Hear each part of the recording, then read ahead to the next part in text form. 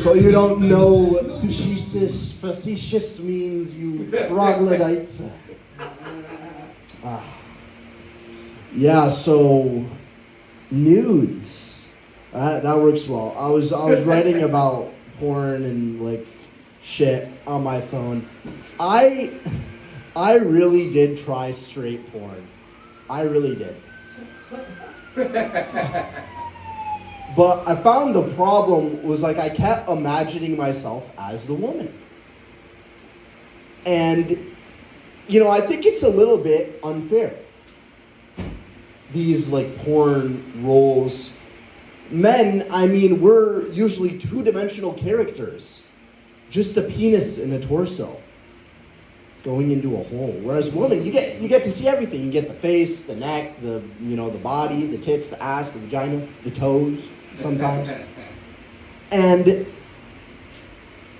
then the speaking lines. We don't get any speaking lines. It's all for the woman. All the oh. And then what does the guy get to say? You like that? So yeah, it's I don't know if women could ever understand what it's like to be in an acting role and being only two-dimensional and not being objectified.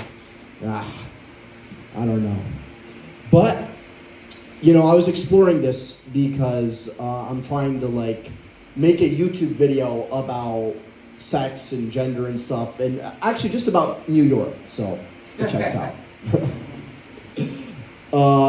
And I have Lebanese parents. I have a Lebanese upbringing back in Lebanon.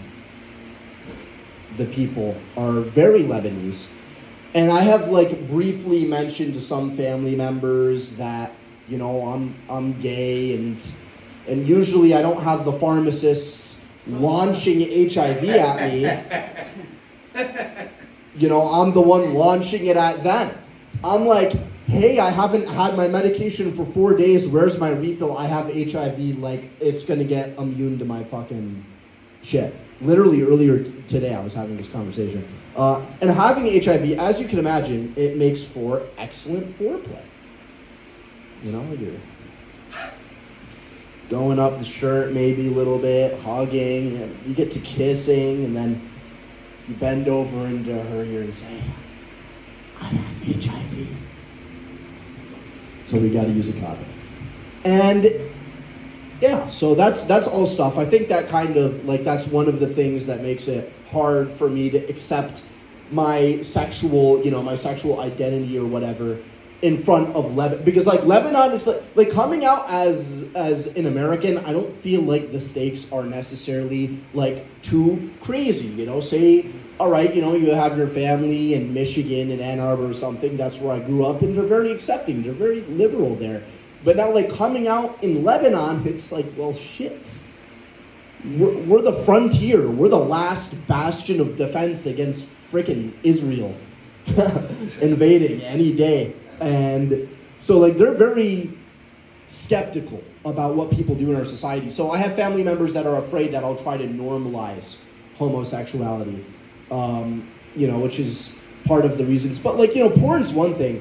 And I try to think, there's, the family stigma, there's, the porn, and then, but none of it is as concerning as the pedophiles that I would speak to as a child.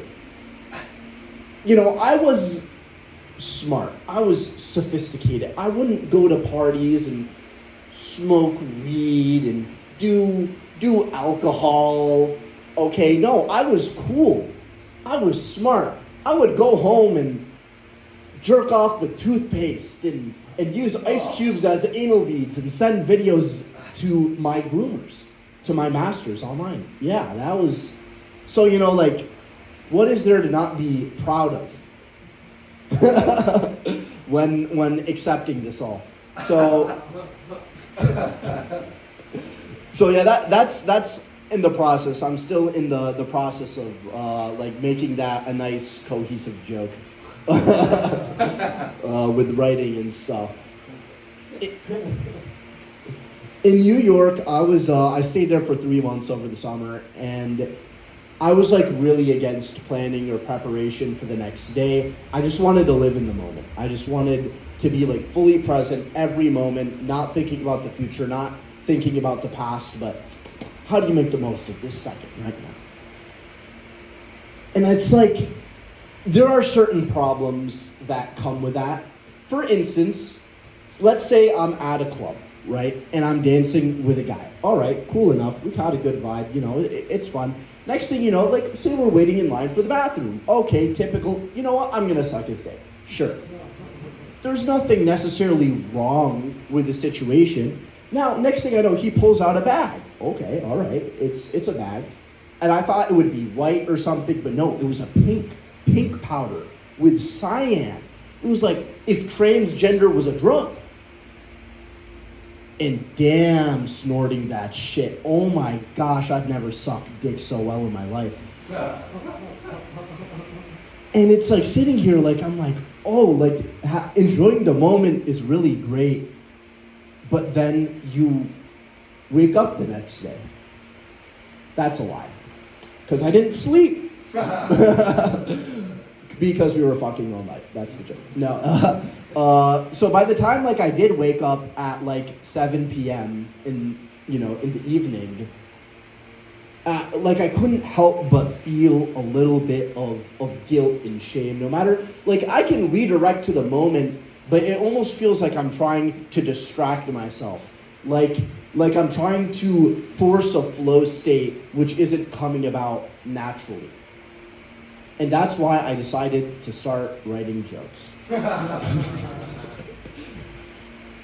Instead of just doing them all improvised. All right, yeah, thank you. Okay,